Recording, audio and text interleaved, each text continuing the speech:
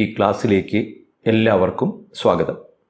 നാം കഴിഞ്ഞ ക്ലാസ്സിൽ ഡെറിവേറ്റീവ് അഥവാ ഡിഫറൻഷ്യൽ കോഎഫിഷ്യൻ്റ് എന്നൊരു പുതിയ ഗണിതത്തെക്കുറിച്ചും മാത്തമാറ്റിക്സിനെക്കുറിച്ചും അതുപോലെ dx/dt derivative of position with respect to time എന്നത് വെലോസിറ്റി ആയിരിക്കുമെന്നും പഠിച്ചിരുന്നു.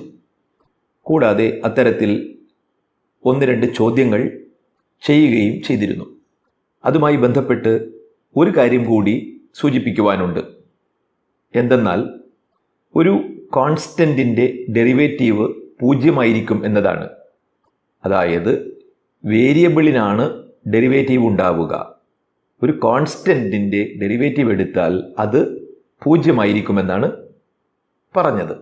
പരീക്ഷയ്ക്ക് ചില ചോദ്യം ചോദിക്കുമ്പോൾ ഇത് അറിഞ്ഞിരിക്കേണ്ടത് വളരെ അത്യാവശ്യമാണ്. ഇനി എന്തുകൊണ്ടാണ് കോൺസ്റ്റൻറ്റിൻ്റെ ഡെറിവേറ്റീവ് 0 നാം അറിയേണ്ടത് അത്യാവശ്യമല്ലെങ്കിലും അത് ബോധ്യപ്പെടുത്തുവാനും അതുപോലെ ഒരു ഇക്വേഷനിൽ നിന്നും ആവറേജ് വെലോസിറ്റി, ഇൻസ്റ്റൻറ്റേനിയസ് വെലോസിറ്റി എന്നിവ കാണുന്നത് എങ്ങനെയെന്ന് കുറച്ചുകൂടി നന്നായി ബോധ്യപ്പെടുത്തുവാനുമായി ഒരു പ്രോബ്ലം കൂടി നമുക്ക് സോൾവ് ചെയ്യാം. അതിൻ്റെ ചോദ്യം ഇതാണ്: The position of an object is given by x equal to 8.5 plus 2.5 t square. The units are in SI system. Find A. First question, average velocity between 2 seconds and 4 seconds. B. Instantaneous velocity at t equal to 0 and t is equal to 2. ആദ്യം ചോദ്യത്തെ ഒന്ന് വിശദീകരിക്കാം. എന്താണ് പറഞ്ഞിരിക്കുന്നത്? ഒരു ഓബ്ജക്റ്റിൻ്റെ പൊസിഷനെ സൂചിപ്പിക്കുന്ന ഇക്വേഷനാണ് തന്നിരിക്കുന്നത്. അപ്പോൾ അതിൽ പൊസിഷനുണ്ട്, ടൈമുണ്ട്. അത് രണ്ടിൻ്റെയും യൂണിറ്റ് SI യൂണിറ്റ് ആണെന്നാണ് പറഞ്ഞത്. അഥവാ പൊസിഷൻ സൂചിപ്പിക്കുന്നത് മീറ്ററിലും ടൈം സെക്കൻഡിലുമാണെന്ന്. ഇനി ഇത് ഉപയോഗിച്ചുകൊണ്ട് 2 കാര്യങ്ങളാണ് നമ്മളോട് കാണാൻ ആവശ്യപ്പെട്ടിരിക്കുന്നത്. ഒന്ന്, 2 സെക്കൻഡ് മുതൽ 4 സെക്കൻഡ് വരെയുള്ള ആ ഡ്യൂറേഷനിൽ ഈ വസ്തുവിൻ്റെ ആവറേജ് വെലോസിറ്റി കാണുക. രണ്ടാമത് പറഞ്ഞിരിക്കുന്നത് t ഈക്വൽ ടു 0 എന്ന സമയത്തും t is equal to 2 second ആകുന്ന സമയത്തും ആ പർട്ടിക്കുലർ മൊമെൻറ്റിൽ ഈ ഓബ്ജക്റ്റിൻ്റെ വെലോസിറ്റി കാണുക എന്നാണ് പറഞ്ഞിരിക്കുന്നത്.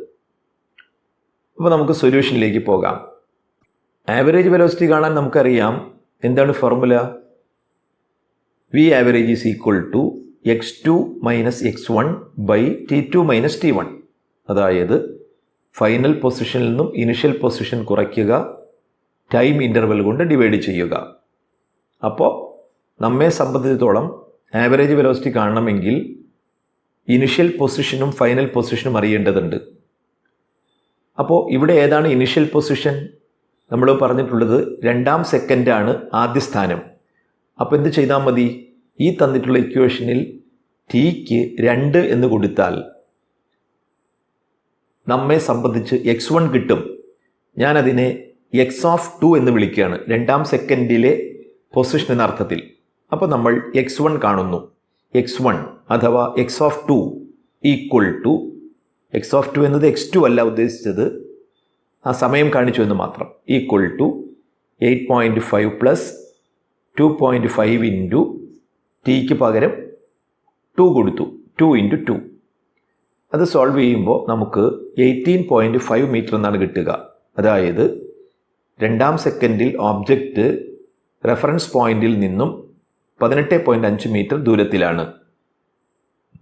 ഇനി ഫൈനൽ പൊസിഷൻ x2, അതേത് സമയത്താണ്? 4 സെക്കൻഡിലാണ്. സോ അതിനെ x(4) എന്ന് നൊട്ടേറ്റ് ചെയ്തു.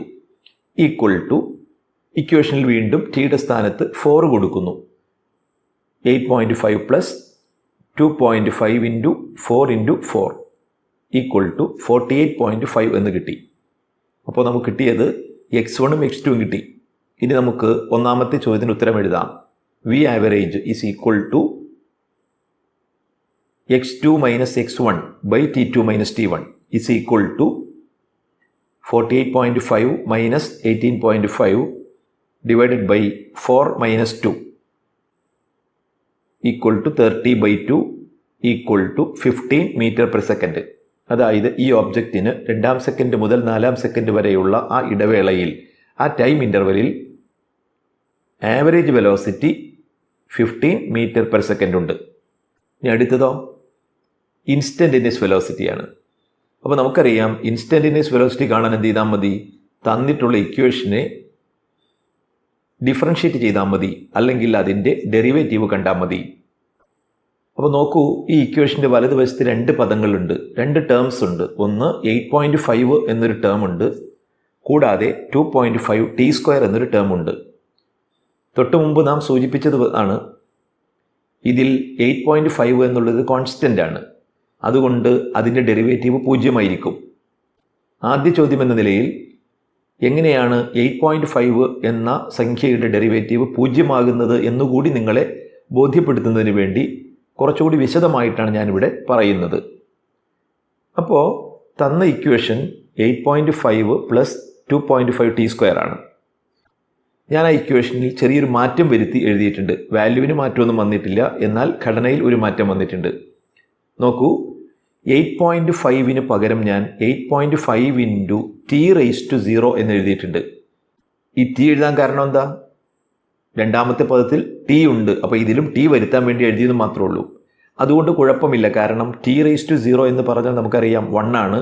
അപ്പോൾ 8.5 ശരിക്കും 8.5 ഇൻറ്റു 1 എന്ന് എഴുതിയെന്നേ അർത്ഥമുള്ളൂ. അപ്പോൾ തന്ന ഇക്വേഷൻ ഞാൻ അങ്ങനെ എഴുതി, 8.5 plus 2.5 t² equal to 8.5 into t⁻0 plus 2.5 t². ഇപ്പോഴെന്താണ് ഇതിൻ്റെ പ്രത്യേകത? വലതുവശത്തുള്ള 2 പദങ്ങളിലും ടൈം വേരിയബിൾ വന്നിട്ടുണ്ട്, അത്രയേ ഉള്ളൂ. ഇനി നമുക്കിതിൻ്റെ ഡെറിവേറ്റീവ് എടുക്കാം. എന്താ കാരണം? ഡെറിവേറ്റീവ് എടുത്താലേ നമുക്ക് എന്ത് കിട്ടുള്ളൂ? വെലോസിറ്റി കിട്ടത്തുള്ളൂ. അപ്പോൾ v is equal to dx/dt ആണ്, ഈക്വൽ ടു ആദ്യ പദത്തിൻ്റെ ഡെറിവേറ്റീവ് എഴുതണം. എന്താ നമ്മൾ റൂൾ പഠിച്ചിരിക്കുന്നത്?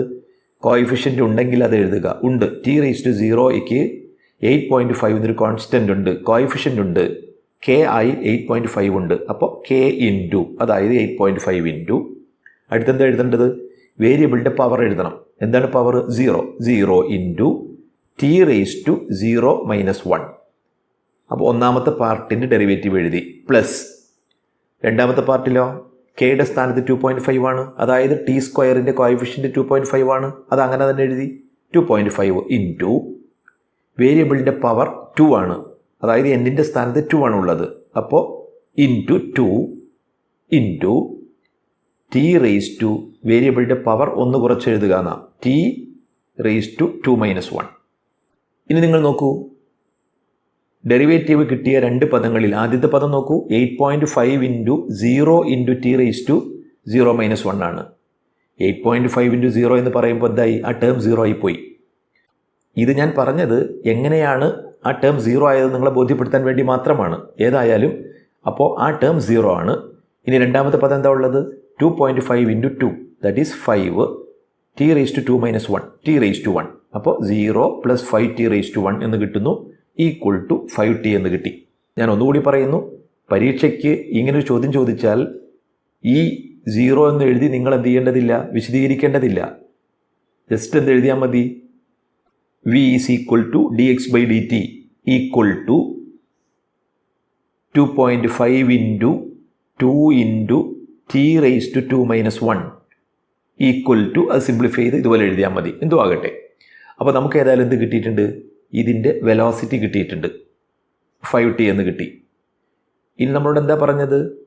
t=0 ആകുന്ന അവസരത്തിലെ ഇൻസ്റ്റൻറ്റേനിയസ് വെലോസിറ്റിയും t=2 ആകുമ്പോഴുള്ള വെലോസിറ്റിയുമാണ് പറഞ്ഞത്. അപ്പോൾ വെലോസിറ്റിയുടെ ഇക്വേഷനായ 5tയിൽ tക്ക് 0 കൊടുക്കുന്നു. അപ്പോൾ നമുക്കെന്ത് കിട്ടും? v(0), അതായത് 0th സെക്കൻഡിലെ വെലോസിറ്റി കിട്ടും 5 ഇൻറ്റു 0 ഈക്വൽ ടു 0. അതായത് ഇതിൻ്റെ ഇനിഷ്യൽ വെലോസിറ്റി 0 ആയിരുന്നു. ഇനി v(2), അതായത് 2ാം സെക്കൻഡിലെ വെലോസിറ്റി എന്ന അർത്ഥത്തിൽ v(2) equal to equation value കൊടുത്തു. ഏത് ഇക്വേഷനിൽ? വെലോസിറ്റിയുടെ ഇക്വേഷൻ വാല്യൂ കൊടുത്തു. 5 into 2 equal to 10 metre per second. അങ്ങനെ നമുക്ക് 2 ഇൻസ്റ്റൻറ്റേനിയസ് വെലോസിറ്റിയും കിട്ടി. അപ്പോൾ ഇത്തരത്തിൽ ഏത് ചോദ്യം വന്നാലും നിങ്ങൾക്ക് ഇൻസ്റ്റൻറ്റേനിയസ് വെലോസിറ്റിയും അതുപോലെ ആവറേജ് വെലോസിറ്റി ചോദിച്ചാൽ അതും നിങ്ങൾക്ക് കണ്ടുപിടിക്കാവുന്നതാണ്. ഞാൻ നേരത്തെ ക്ലാസ്സിൽ പറഞ്ഞിരുന്നു, ഗ്രാഫ് വളരെ പ്രധാനമാണ് ഈ യൂണിറ്റിൽ. അതുകൊണ്ട് നമുക്ക് കുറച്ച് ഗ്രാഫുകളൊന്ന് വിശകലനം ചെയ്യാം. നോക്കൂ, ഒരു പൊസിഷൻ ടൈം ഗ്രാഫാണ് ഇവിടെ തന്നിരിക്കുന്നത്. ഇങ്ങനെ ഒരു ഗ്രാഫ് നിലനിൽക്കുമോ, സാധ്യമാകുമോ എന്നതാണ് ഇതിലെ ചോദ്യം. ഇത് പരിശോധിക്കുന്നതിൻ്റെ ഭാഗമായി ഈ ഗ്രാഫിൽ എക്സ് ആക്സിസിലേക്ക് ഒരു നോർമൽ വരച്ചിരിക്കുന്നത് കാണൂ. ഈ നോർമൽ ഗ്രാഫിനെ 2 ബിന്ദുക്കളിൽ ഇൻ്റർസെക്റ്റ് ചെയ്തിട്ടുണ്ട്. 2യിലേക്കാണ്, അതായത് 2ാം സെക്കൻഡ് വരുന്ന പോയിന്റിലേക്കാണ് നോർമൽ വരച്ചിട്ടുള്ളത്. നോർമൽ ഗ്രാഫിനെ ടച്ച് ചെയ്യുന്ന ബിന്ദുവിൽ നിന്നും y ആക്സിലേക്ക് നോർമൽ വരച്ചിട്ടുണ്ട്. അതിൽ നിന്ന് 2ാം സെക്കൻഡിൽ ഈ ഓബ്ജക്റ്റിൻ്റെ സ്ഥാനം, പൊസിഷൻ ഗ്രാഫിൽ നിന്ന് കിട്ടുന്നുമുണ്ട്. അതേതൊക്കെയാണ്? +10ഉം -10ഉം. അതായത് ഈ ഗ്രാഫ് പറയുന്നത് 2ാമത്തെ സെക്കൻഡിൽ ഈ ഓബ്ജക്റ്റിൻ്റെ സ്ഥാനം റെഫറൻസ് പോയിന്റിൽ നിന്ന് +10 മീറ്റർ ദൂരത്തിലും അതേസമയം തന്നെ -10 മീറ്റർ ദൂരത്തിലുമായിരിക്കുമെന്നാണ്. നമുക്കറിയാം, ഒരു വസ്തുവിന് ഒരു കാരണവശാലും ഒരേ സമയം 2 സ്ഥാനങ്ങളിൽ നിലനിൽക്കാനാവില്ല. അതുകൊണ്ട് തന്നെ ഇത്തരത്തിൽ ഒരു പൊസിഷൻ ടൈം ഗ്രാഫ് സാധ്യമായിരിക്കില്ല. ഇനി ഒരു കാര്യം കൂടി പറയട്ടെ, ഇത്തരത്തിൽ ഒരു പൊസിഷൻ ടൈം ഗ്രാഫ് മാത്രമല്ല, ഡിസ്പ്ലേസ്മെൻറ്റ് ടൈം ഗ്രാഫ് സാധ്യമാകില്ല. കാരണം എന്താണ്? ഒരു പർട്ടിക്കുലർ സമയത്ത് ഒരു ഓബ്ജക്റ്റിന് 2 ഡിസ്പ്ലേസ്മെൻ്റ് ഉണ്ടാകുക സാധ്യമല്ല. അതുപോലെ ഒരു വസ്തുവിന് ഒരു പർട്ടിക്കുലർ സമയത്ത് 2 വ്യത്യസ്ത സ്പീഡ് ഉണ്ടാവില്ല. ഒരു വസ്തുവിന് ഒരു നിശ്ചിത സമയത്ത് 2 വ്യത്യസ്ത വെലോസിറ്റി ഉണ്ടാവില്ല. അപ്പോൾ അതുകൊണ്ട് നമുക്ക് പൊതുവായി പറയാം, ഇത്തരത്തിൽ position time ഗ്രാഫോ displacement time ഗ്രാഫോ velocity time ഗ്രാഫോ ഒന്നും സാധ്യമാകില്ല. അപ്പോൾ നമുക്ക് ഇതിനെ ജനറലൈസ് ചെയ്ത് എങ്ങനെ പറയാം? ഒരു ഗ്രാഫ് തന്നാൽ ആ ഗ്രാഫിലെ എക്സ് ആക്സിസിലേക്ക് ഒരു നോർമൽ വരയ്ക്കുമ്പോൾ ആ നോർമൽ ഗ്രാഫിനെ ഒന്നിലധികം പോയിന്റുകളിൽ ഇൻ്റർസെക്റ്റ് ചെയ്യുന്നുവെങ്കിൽ അത്തരത്തിലൊരു പൊസിഷൻ ടൈം ഗ്രാഫ് അല്ലെങ്കിൽ സ്പീഡ് ടൈം ഗ്രാഫ്, അതുമല്ലെങ്കിൽ വെലോസിറ്റി ടൈം ഗ്രാഫ് സാധ്യമാവുകയില്ല എന്നാണ് പറഞ്ഞതിൻ്റെ ചുരുക്കം. ഇനി ഈ ഗ്രാഫ് ഒന്ന് കാണൂ. ഇത്തരത്തിൽ ഒരു ഗ്രാഫ് സാധ്യമാകുമോ എന്ന് പരിശോധിക്കൂ. ഇതെന്ത് ഗ്രാഫാണ്? Speed time ഗ്രാഫാണ്. ആ ഗ്രാഫ് കണ്ടാൽ അറിയാം, തുടക്കത്തിൽ അതിൻ്റെ സ്പീഡ് 10 മീറ്റർ പെർ സെക്കൻഡ് ആയിരുന്നു. അത് കുറഞ്ഞ് കുറഞ്ഞ് അവസാനം -10 മീറ്റർ പെർ സെക്കൻഡ് ആയിട്ടുണ്ട് എന്നാണ് ഗ്രാഫ് പറയുന്നത്. ഇനി കുറച്ചുകൂടി വ്യക്തമായി ഓരോ സമയങ്ങളിലെ സ്പീഡ് നോക്കിയാൽ നോക്കൂ, ഇനിഷ്യൽ സ്പീഡ് 10, 1 സെക്കൻഡ് കഴിഞ്ഞപ്പോൾ അതിൻ്റെ സ്പീഡ് 5 മീറ്റർ പെർ സെക്കൻഡായി കുറഞ്ഞിട്ടുണ്ട്. ഗ്രാഫ് നോക്കിയാൽ അറിയാം, 2ാം സെക്കൻഡ് ആയപ്പോൾ സ്പീഡ് 0 ആയിട്ടുണ്ട്. 3ാം സെക്കൻഡ് ആയപ്പോൾ -5 ആയിട്ടുണ്ട്. ഇവിടെ ഒരു പ്രശ്നമുണ്ട്. ഒരു വസ്തുവിൻ്റെ സ്പീഡ് സമയം കൂടുമ്പോൾ കുറഞ്ഞു വരാം, അത് പോസിബിളാണ്. എന്നാൽ ഒരിക്കലും ഒരു ഓബ്ജക്റ്റിൻ്റെ സ്പീഡ് നെഗറ്റീവ് ആവുകയില്ല. വെലോസിറ്റി പോസിറ്റീവും നെഗറ്റീവുമാകാം, പക്ഷേ സ്പീഡ് ഒരിക്കലും നെഗറ്റീവ് ആവുകയില്ല. ഈ ഗ്രാഫ് കണ്ടാൽ മനസ്സിലാകുന്നത് 2ാം സെക്കൻഡ് കഴിയുമ്പോൾ ഈ ഓബ്ജക്റ്റിൻ്റെ സ്പീഡ് നെഗറ്റീവായി മാറുന്നതാണ്. അതായത് ഒരു ഓബ്ജക്റ്റിൻ്റെ സ്പീഡ് ഒരിക്കലും നെഗറ്റീവ് ആവുകയില്ല എന്നുള്ളത് കൊണ്ട് ഇത്തരത്തിൽ ഒരു സ്പീഡ് ടൈം ഗ്രാഫ് പോസിബിൾ ആവുകയില്ല. എന്നാൽ ഈ രീതിയിലുള്ള, ഈ ഷേപ്പിലുള്ള വെലോസിറ്റി ടൈം ഗ്രാഫ് പോസിബിളാണ്, ഡിസ്പ്ലേസ്മെൻറ്റ് ടൈം ഗ്രാഫ് പോസിബിളാണ്, ആക്സിലറേഷൻ ടൈം ഗ്രാഫും സാധ്യമാണ്. കാരണം വെലോസിറ്റി നെഗറ്റീവ് ആകാം, ഡിസ്പ്ലേസ്മെൻറ്റും നെഗറ്റീവ് ആകാം, ആക്സിലറേഷനും നെഗറ്റീവ് ആകാം. അപ്പം അതുകൊണ്ട് ഇത്തരത്തിൽ ഒരു ഗ്രാഫും ഉണ്ടാകില്ല എന്നല്ല പറഞ്ഞത്, സ്പീഡ് ടൈം ഗ്രാഫ് ഇങ്ങനെ ഉണ്ടാവില്ല എന്നാണ് പറഞ്ഞത്. ഇനി മറ്റൊരു ഗ്രാഫ് കൂടി നോക്കാം. ഇതൊരു പാത്ത് ലെങ്ത് വേഴ്സസ് ടൈം ഗ്രാഫാണ്. അതായത് സമയം മാറുന്നതിനനുസരിച്ച് പാത്ത് ലെങ്തിലുണ്ടാകുന്ന വേരിയേഷനാണ് ഇവിടെ സൂചിപ്പിച്ചിട്ടുള്ളത്. നോക്കൂ, തുടക്കത്തിൽ ഇതിൻ്റെ പാത്ത് ലെങ്ത് 0 ആണ്. പിന്നീടത് കൂടി 1 സെക്കൻഡ് കഴിയുമ്പോൾ 10 മീറ്റർ ആകുന്നുണ്ട്. തുടർന്ന് 2-ാം സെക്കൻഡിൽ പാത്ത് ലെങ്ത് കുറഞ്ഞ് 5-ലെത്തുന്നുണ്ട്. അങ്ങനെ വരുന്നതായിട്ടാണ് കാണിക്കുന്നത്. പക്ഷേ നമുക്കറിയാം എന്താണ് പാത്ത് ലെങ്ത്. പാത്ത് ലെങ്ത് എന്നത് ഒരു ഓബ്ജക്റ്റ് ട്രാവൽ ചെയ്ത പാത്തിൻ്റെ നീളമാണ്, കവർ ചെയ്ത ഡിസ്റ്റൻസാണ്. അപ്പോൾ യാത്ര ആരംഭിച്ചു കഴിഞ്ഞാൽ പിന്നെ ഒരിക്കലും കവർ ചെയ്ത ഡിസ്റ്റൻസ് കുറയുന്ന പ്രശ്നമില്ല. ഇപ്പോൾ നമ്മൾ നോക്കൂ, ഒരു കല്ല് മുകളിലേക്ക് എറിഞ്ഞു, തിരിച്ച് താഴേക്ക് വരുന്നു. 10 മീറ്റർ മുകളിലേക്ക് പോയി 10 മീറ്റർ താഴേക്ക് വന്നു എന്ന് വിചാരിക്കുക. നമുക്കറിയാം പുറപ്പെടുന്നതിന് തൊട്ട് മുൻപ് ഇത് ഗ്രൗണ്ടിലായിരുന്നു. സമയം കഴിയും തോറും പാത്ത് ലെങ്ത് 10-ലെത്തുന്നു, വീണ്ടും തിരിച്ചു വരുന്നു, 20 ആകുന്നു. അപ്പോൾ പാത്ത് ലെങ്ത് കുറയില്ല ഒരിക്കലും. സമയത്തിനനുസരിച്ച് പാത്ത് ലെങ്ത് ഒരിക്കലും ഡിക്രീസ് ചെയ്യില്ല. എന്നാൽ ഡിസ്പ്ലേസ്മെൻ്റ് എന്ത് ചെയ്തേക്കാം? കൂടുകയോ കുറയുകയോ ചെയ്തേക്കാം സമയത്തിനനുസരിച്ച്. അതുകൊണ്ട് പാത്ത് ലെങ്ത് ടൈം ഗ്രാഫ് ഇത്തരത്തിൽ ഉണ്ടാവുകയില്ല. എന്നാൽ ഇത്തരത്തിൽ ഡിസ്പ്ലേസ്മെൻ്റ് ടൈം ഗ്രാഫ് ഉണ്ടാകാവുന്നതാണ്. ഇനി നമുക്ക് ആക്സിലറേഷനുമായി ബന്ധപ്പെട്ട് കുറച്ച് കാര്യങ്ങൾ കൂടി മനസ്സിലാക്കാം. Rate of change of displacement ആണ് വെലോസിറ്റി എന്ന് നാം മനസ്സിലാക്കിയതാണ്.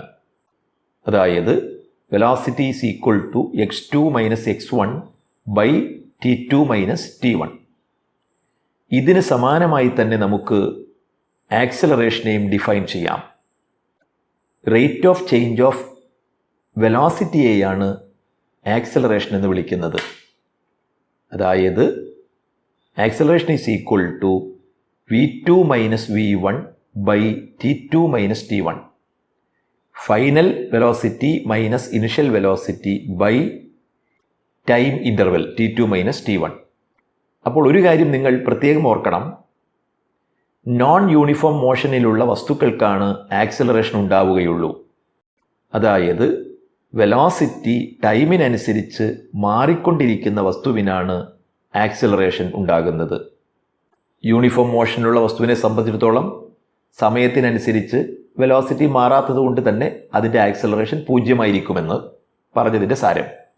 ഇനി വെലോസിറ്റിയുടെ കാര്യത്തിൽ നമ്മൾ കഴിഞ്ഞ ക്ലാസ്സിൽ പറഞ്ഞിരുന്നു x2 - x1 by t2 - t1 എന്നത് ആവറേജ് വെലോസിറ്റി ആയിരിക്കും.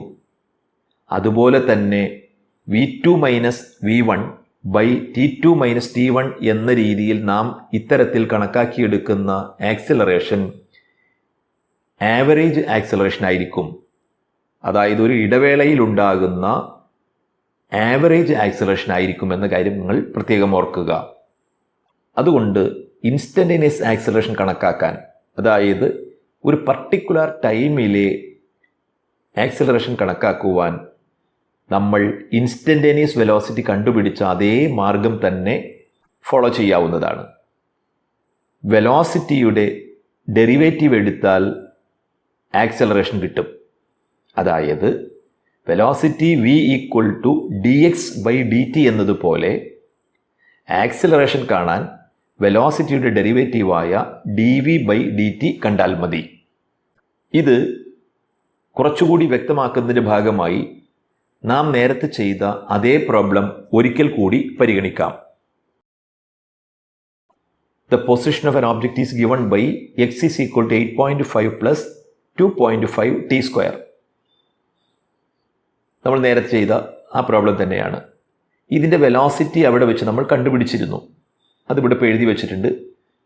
v is equal to dx by dt equal to 0 plus 2.5 into 2 into t raised to 2 minus 1 equal to 5t.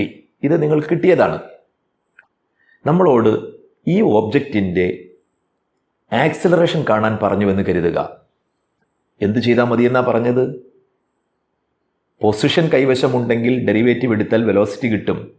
Velocity കൈവശമുണ്ടെങ്കിൽ അതിൻ്റെ ഡെറിവേറ്റീവ് എടുത്താൽ ആക്സിലറേഷൻ കിട്ടും. അപ്പോൾ v is equal to 5t എന്ന ഇക്വേഷനെ differentiate ചെയ്താൽ, അല്ലെങ്കിൽ അതിൻ്റെ ഡെറിവേറ്റീവ് കണ്ടാൽ നമുക്ക് ഇതിൻ്റെ ആക്സിലറേഷൻ കിട്ടും. So A is equal to acceleration is equal to D V by D T equal to എങ്ങനെയാണ് ഡെറിവേറ്റീവ് എഴുതുക? നേരത്തെ പഠിച്ചത് തന്നെയാണ്. 5t എന്നാണ് ഇവിടെ തന്നിരിക്കുന്നത്. 5t എന്ന് പറഞ്ഞാൽ 5 ഇൻറ്റു ടി റേസ് ടു 1 ആണ്. എന്താണ് റൂള്? കോയിഫിഷ്യൻ്റ് ആദ്യം എഴുതുക, കെ ആദ്യം എഴുതുക. ഏതാണ് കെ? 5 ഇൻറ്റു ഇവിടുത്തെ വേരിയബിളിൻ്റെ പവർ എന്ന് പറയുന്നത് 1 ആണ്. ടിയുടെ പവർ 1 ആണ്. 1 ഇൻറ്റു വേരിയബിളായ ടി എഴുതി റേസ് ടു പവർ 1 കുറച്ച് എഴുതുക. അപ്പോൾ അവിടെ എൻ്റെ സ്ഥാനത്ത് 1 ആയിരുന്നു. 1 minus 1 equal to 5 into t raise to 0 equal to 5 into 1 equal to 5. എന്താണ് കിട്ടിയത്? ഈ ഓബ്ജക്റ്റിൻ്റെ, ഏത് ഓബ്ജക്റ്റിൻ്റെ? X is equal to 8.5 plus 2.5 t square എന്ന ഇക്വേഷൻ റെപ്രസെൻ്റ് ചെയ്യുന്ന ആ ഓബ്ജക്റ്റിൻ്റെ ആക്സിലറേഷൻ 5 എന്ന് കിട്ടിയിരിക്കുന്നു. ഇനി മറ്റൊരു കാര്യം പറയാനുള്ളത്, വെലോസിറ്റി യൂണിഫോമോ അല്ലെങ്കിൽ നോൺ യൂണിഫോമോ ആകുന്നത് പോലെ തന്നെ ഒരു ഓബ്ജക്റ്റിൻ്റെ ആക്സിലറേഷനും യൂണിഫോമോ അല്ലെങ്കിൽ നോൺ യൂണിഫോമോ ആകാം. അപ്പോൾ നമുക്കറിയാം യൂണിഫോം വെലോസിറ്റി എന്ന് പറഞ്ഞാൽ എന്താ, അല്ലെങ്കിൽ യൂണിഫോം മോഷൻ എന്ന് പറഞ്ഞാൽ എന്താണ്? ഈക്വൽ ഇൻ്റർവെൽ ഓഫ് ടൈമിൽ ഈക്വൽ ഡിസ്പ്ലേസ്മെൻ്റ് ആണ് ഉണ്ടാകുന്നതെങ്കിൽ അതാണ് യൂണിഫോം മോഷൻ. അപ്പോൾ യൂണിഫോം ആക്സിലറേറ്റ് മോഷൻ എന്ന് പറഞ്ഞാലോ, തുല്യ ഇടവേളകളിൽ വെലോസിറ്റിക്കുണ്ടാകുന്ന ചേഞ്ച് കോൺസ്റ്റൻ്റ് ആണെങ്കിൽ, മറ്റൊരു തരത്തിൽ പറഞ്ഞാൽ ആക്സിലറേഷൻ കോൺസ്റ്റൻ്റ് ആണെങ്കിൽ അത്തരം മോഷനെയാണ് നമ്മൾ യൂണിഫോം ആക്സിലറേറ്റഡ് മോഷൻ എന്ന് പറയുന്നത്. ഒരു ഉദാഹരണത്തിലൂടെ പറയാം. ഒരു ഫ്രീലി ഫോളിംഗ് ഓബ്ജക്റ്റ് പരിഗണിക്കുക. സ്വതന്ത്രമായി താഴേക്ക് പതിക്കുന്ന ഒരു വസ്തുവിനെ സംബന്ധിച്ചിടത്തോളം നമുക്കറിയാം അതിൻ്റെ വെലോസിറ്റി ഓരോ സെക്കൻഡിലും 9.8 മീറ്റർ പെർ സെക്കൻഡ് വെച്ചാണ് വർദ്ധിച്ചു വരുന്നത്. അതായത് താഴേക്ക് വരും തോറും അതിൻ്റെ വെലോസിറ്റി ഇൻക്രീസ് ചെയ്ത് വരും. അതുകൊണ്ട് വെലോസിറ്റി യൂണിഫോം അല്ല. പക്ഷേ വെലോസിറ്റിക്കുണ്ടാകുന്ന ചേഞ്ച് യൂണിഫോമാണ്. ആദ്യത്തെ ഒരു സെക്കൻഡിൽ ഉണ്ടാകുന്ന ചേഞ്ച് 9.8 ആണ്. അതായത് 0-ൽ നിന്ന് 9.8 മീറ്റർ പെർ സെക്കൻഡ് സ്പീഡിലെത്തും അല്ലെങ്കിൽ വെലോസിറ്റിയിലെത്തും. അടുത്ത സെക്കൻഡിൽ വീണ്ടും ഒരു 9.8 കൂടിയിട്ട് 19.6 മീറ്റർ പെർ സെക്കൻഡാണ് ആവുക. മൂന്നാം സെക്കൻഡിലും ഇത് തന്നെയാണ് കൂടുക. അപ്പോൾ ഓരോ സെക്കൻഡിലും വെലോസിറ്റിക്കുണ്ടാകുന്ന ചേഞ്ച് ഒരുപോലെ ആയതുകൊണ്ട് rate of change of velocity constant ആയിരിക്കും, അഥവാ ആക്സിലറേഷൻ കോൺസ്റ്റൻ്റ് ആയിരിക്കും. ഇത്തരത്തിൽ ആക്സിലറേഷൻ കോൺസ്റ്റൻ്റ് ആയിട്ടുള്ള ചലനങ്ങളെയാണ്, മോഷനെയാണ് നാം യൂണിഫോം ആക്സിലറേറ്റഡ് മോഷൻ എന്ന് പറയുക. അപ്പോൾ ഒരു കാര്യം പ്രത്യേകം ശ്രദ്ധിക്കുക, ഫ്രീലി ഫോളിംഗ് ബോഡി എന്ന് പറയുന്നത് യൂണിഫോം മോഷന് എക്സാമ്പിൾ അല്ല. യൂണിഫോം മോഷൻ അല്ല അത്, കാരണം അതിൻ്റെ വെലോസിറ്റി കൂടിക്കൂടി വരുന്നുണ്ട് അല്ലെങ്കിൽ വേരി ചെയ്യുന്നുണ്ട്. പക്ഷേ തുടക്കം മുതൽ അവസാനം വരെ, തറയിൽ വന്ന് പതിക്കുന്നത് വരെ അതിൻ്റെ ആക്സിലറേഷൻ 9.8 തന്നെയാണ്, കോൺസ്റ്റൻ്റ് തന്നെയാണ്. അതുകൊണ്ട് അതൊരു യൂണിഫോം ആക്സിലറേറ്റഡ് മോഷന് എക്സാമ്പിളാണ്. ഇനി അതുപോലെ മറ്റൊരു കാര്യം, ഒരു വസ്തു യൂണിഫോം മോഷനിലാണെങ്കിൽ അതിൻ്റെ ആവറേജ് വെലോസിറ്റി എത്രയാണോ അത് തന്നെ ആയിരിക്കും അതിൻ്റെ ഇൻസ്റ്റൻറ്റേനിയസ് വെലോസിറ്റിയും. അതുപോലെ തന്നെ ഒരു മോഷൻ, ഒരു ചലനം യൂണിഫോം ആക്സിലറേറ്റഡ് മോഷൻ ആണെങ്കിൽ ആ ഓബ്ജക്റ്റിൻ്റെ ആവറേജ് ആക്സിലറേഷൻ എത്രയാണോ അത് തന്നെ ആയിരിക്കും ഇൻസ്റ്റൻറ്റേനിയസ് ആക്സിലറേഷനും. That is, in uniform accelerated motion average acceleration and instantaneous acceleration will be equal. ഇനി ഈ ടേബിൾ ഒന്ന് കാണുക. വെലോസിറ്റിയും ആക്സിലറേഷൻ നമ്മളൊന്ന് കമ്പയർ ചെയ്യുകയാണ്, പഠിച്ച കാര്യങ്ങൾ ഒന്നുകൂടി ഉറപ്പിക്കാൻ വേണ്ടി. വെലോസിറ്റി എന്താണ്? Rate of change of displacement, അഥവാ x2 മൈനസ് x1/t ആണ് വെലോസിറ്റി എങ്കിൽ ആക്സിലറേഷൻ എന്ന് പറയുന്നത് റേറ്റ് ഓഫ് ചേഞ്ച് ഓഫ് വെലോസിറ്റിയാണ്. That is v2 minus v1/t. ഇനി ഡിസ്പ്ലേസ്മെൻറ്റിൻ്റെ ഡെറിവേറ്റീവ് ആണ് dx/dt ആണ് വെലോസിറ്റി. അതേസമയം വെലോസിറ്റിയുടെ ഡെറിവേറ്റീവ് dv/dt ആണ് ആക്സിലറേഷൻ. ഇനി രണ്ട് ഗ്രാഫ് തന്നിരിക്കുന്നത് നോക്കുക. ആദ്യം തന്നിരിക്കുന്നത് യൂണിഫോം മോഷനിലുള്ള ഒരു ഓബ്ജക്റ്റിൻ്റെ വെലോസിറ്റി ടൈം ഗ്രാഫാണ്. എന്താണ് ആ ഗ്രാഫിൻ്റെ പ്രത്യേകത? നമ്മൾ കഴിഞ്ഞ ക്ലാസ്സിൽ പറഞ്ഞു പോയത് തന്നെയാണ്. ആ ഗ്രാഫ് ടൈം ആക്സിസിന്, എക്സ് ആക്സിസിന് പാരലലാണ്. അതങ്ങനെയാണല്ലേ വരാൻ പറ്റൂ. കാരണം എന്താണ്? യൂണിഫോം മോഷനിലാകുമ്പോൾ വെലോസിറ്റി തുടക്കത്തിൽ എത്രയായിരുന്നുവോ അത് തന്നെ ആകണം എല്ലായ്പ്പോഴും. അപ്പോൾ അത് ഒബേ ചെയ്യുന്നുണ്ട്. അതായത് യൂണിഫോം മോഷനിലുള്ള ഒരു വസ്തുവിൻ്റെ വെലോസിറ്റി ടൈം ഗ്രാഫ് എക്സ് ആക്സിന് പാരലായിരിക്കും. അതേസമയം യൂണിഫോം ആക്സിലറേറ്റഡ് മോഷനിലുള്ള ഒരു വസ്തുവിൻ്റെ acceleration time graph straight line ആയിരിക്കും, ടൈം ആക്സിന് പാരലായിരിക്കും. ഒരു കാര്യം നിങ്ങൾ ഓർക്കുക, ഇതൊന്നും നിങ്ങൾ കാണാതെ പഠിക്കേണ്ട കാര്യമല്ല. കാരണം വ്യക്തമാണ്. രണ്ടാമത്തെ ഗ്രാഫ് ഏതാണ്? യൂണിഫോം ആക്സിലറേറ്റഡ് മോഷനിലുള്ള വസ്തുവാണ്. അർത്ഥം എന്താണ്? ആക്സിലറേഷൻ മാറ്റമില്ലാതെ തുടരുന്നു എന്നാ. ആക്സിലറേഷൻ മാറ്റമില്ലാതെ തുടരണമെങ്കിൽ ഈ ഗ്രാഫ് എന്തായേ പറ്റൂ? ടൈം ആക്സിന് പാരലായേ പറ്റൂ. അപ്പോൾ പറഞ്ഞു വന്നത്, ഒരു ഓബ്ജക്റ്റ് യൂണിഫോം ആക്സിലറേറ്റഡ് മോഷനിലാണെങ്കിൽ ആ ഓബ്ജക്റ്റിൻ്റെ ആക്സിലറേഷൻ ടൈം ഗ്രാഫ് എക്സ് ആക്സിസിന് പാരലായിരിക്കും. ഇനി അടുത്ത് നോക്കൂ, യൂണിഫോം മോഷനിലുള്ളൊരു വസ്തുവിൻ്റെ പൊസിഷൻ ടൈം ഗ്രാഫ്. എന്താ പ്രത്യേകത? അത് നമ്മൾ വ്യക്തമായി ചർച്ച ചെയ്താണ് അവിടെ. ചെരിഞ്ഞ ഗ്രാഫായിരിക്കും, സ്ട്രെയിറ്റ് ലൈൻ ആയിരിക്കും. അതുപോലെ തന്നെ യൂണിഫോം ആക്സിലറേറ്റഡ് മോഷനുള്ള വസ്തുവിൻ്റെ വെലോസിറ്റി ടൈം ഗ്രാഫും സ്ട്രെയിറ്റ് ലൈൻ ആയിരിക്കും, എക്സ് ആക്സുമായിട്ട് സ്ലോപ്പ് ഉണ്ടാക്കുകയും ചെയ്യും. ഇനി ഒരു കാര്യം കൂടി പറയട്ടെ. പൊസിഷൻ ടൈം ഗ്രാഫിൻ്റെ സ്ലോപ്പ് കണ്ടുപിടിച്ചാൽ ആ സ്ലോപ്പ് ന്യൂമറിക്കലി ആ ഓബ്ജക്റ്റിൻ്റെ വെലോസിറ്റി ആയിരിക്കും. അതായത് പൊസിഷൻ ടൈം ഗ്രാഫിൽ നിന്നും അതിൻ്റെ സ്ലോപ്പ് കണ്ടാൽ നമുക്ക് കിട്ടുന്ന ന്യൂമറിക്കൽ വാല്യൂ ആ ഓബ്ജക്റ്റിൻ്റെ വെലോസിറ്റി ആയിരിക്കും.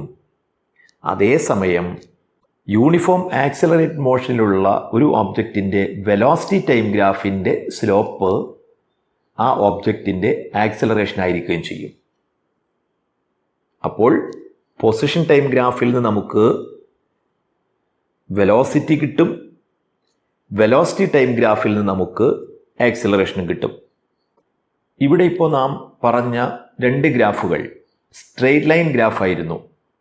എന്നാൽ ഈ x t graph non uniform മോഷനിലായിരുന്നെങ്കിൽ ഗ്രാഫ് സ്ട്രെയിറ്റ് ലൈൻ ആകുമായിരുന്നില്ല. അപ്പോൾ ഇത്തരത്തിൽ സ്ട്രെയിറ്റ് ലൈൻ അല്ല, കേവാണ് ഗ്രാഫ് കിട്ടുന്നതെങ്കിൽ അത്തരം ഗ്രാഫിലെ വെലോസിറ്റി അല്ലെങ്കിൽ ആക്സിലറേഷൻ കാണുന്നതാണ് ഇനി നമ്മൾ പരിശോധിക്കുന്നത്. ഈ ഗ്രാഫ് ഒന്ന് നോക്കൂ. ഇത് ഒരു പൊസിഷൻ ടൈം ഗ്രാഫാണ്, എക്സ് ടി ഗ്രാഫാണ്. നമുക്കറിയാം ആ ഗ്രാഫ് സ്ട്രെയിറ്റ് ലൈൻ അല്ല. അതായത് ഇത് യൂണിഫോം മോഷനെ സൂചിപ്പിക്കുന്ന ഗ്രാഫല്ല. ഓരോ സമയത്തും അതിന് വ്യത്യസ്തമായ വെലോസിറ്റിയാണുള്ളത്. അപ്പോൾ ഇതൊരു സ്ട്രെയിറ്റ് ലൈൻ ആയിരുന്നെങ്കിൽ നമുക്കൊരു പ്രശ്നമില്ല, വെലോസിറ്റി കാണാൻ എന്ത് ചെയ്താൽ മതിയായിരുന്നു, അതിന് സ്ലോപ്പ് കണ്ടാൽ മതിയായിരുന്നു. പക്ഷേ ഇത് വളഞ്ഞ രേഖയായതുകൊണ്ട്, ഇത് ഒരു വളഞ്ഞ വരയായതുകൊണ്ട് എന്ത് ചെയ്യുമെന്നുള്ളതാണ് പ്രശ്നം. ഇപ്പോൾ ഉദാഹരണത്തിന് നമ്മളോട് പറയുന്നത് ഈ ഓബ്ജക്റ്റിൻ്റെ 3-ാം സെക്കൻഡിലുള്ള വെലോസിറ്റി കാണാൻ പറഞ്ഞെന്ന് വിചാരിക്കുക. അതിന് ചെയ്യേണ്ടത് ഗ്രാഫിലേക്ക് ഒരു ടാൻജൻറ്റ് വരയ്ക്കുക. ഏത് ടൈമിലെ വെലോസിറ്റിയാണോ കാണാൻ ആവശ്യപ്പെട്ടത് ആ പർട്ടിക്കുലർ ടൈമിന് കറസ്പോണ്ടിങ് ആയിട്ടുള്ള പോയിന്റിലേക്ക് ഒരു ടാൻജൻറ്റ് വരയ്ക്കുക. ഇപ്പോൾ നിങ്ങൾ ഈ കാണുന്നത് ചുമന്ന നിറത്തിൽ കാണുന്ന ആ ലൈൻ ഗ്രാഫിലേക്ക് വരച്ചിട്ടുള്ള ഒരു ടാൻജൻ്റാണ്. ആ ടാൻജൻറ്റ് ഗ്രാഫിൽ ഒരു പർട്ടിക്കുലർ പോയിന്റിൽ ടച്ച് ചെയ്തിട്ടുണ്ട്.